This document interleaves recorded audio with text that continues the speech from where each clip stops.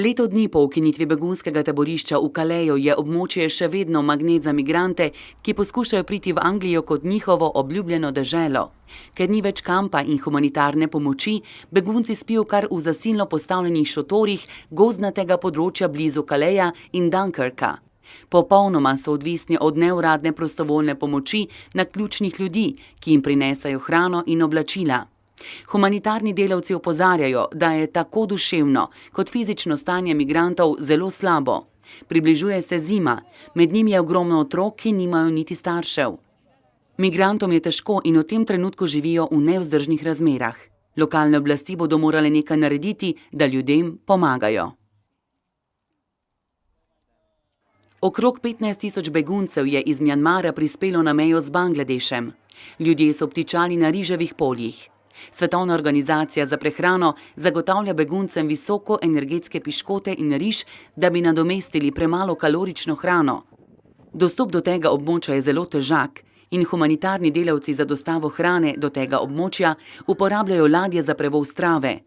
Odgovorni opozarjajo, da bodo do konca februarja potrebovali dodatnih 54 milijonov ameriških dolarjev za zagotavljanje humanitarne pomoči beguncem.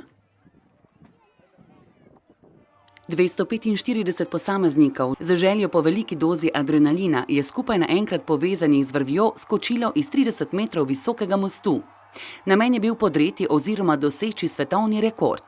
Nevarni dogodek je potekal na mostu približno 1 uro stran od São Paula. V dramatičnih posnetkih vidimo udeležence, ki skočijo z mostu. Med seboj so povezani z vrvjo in vsi nosijo bele čelade. Skakalci so istočasno skočili z mostu, se zagugali naprej in nazaj, visoko pod mostom in se kasneje umirili. Koordinator dogodka je dejal, da je bilo sprva v projekt vključenih 400 ljudi. Kasneje jih je nekaj odstopilo zaradi strahu pred nevarnostjo. Vsaka vrv je bila pred skokom preizkušena. Montaža vrvi je bila zelo zahtevna, številnimi pasovi in sorniki. Po navedbah organizatorjev je bilo uporabljenih skupaj 20 km vrvi in 1000 privezov.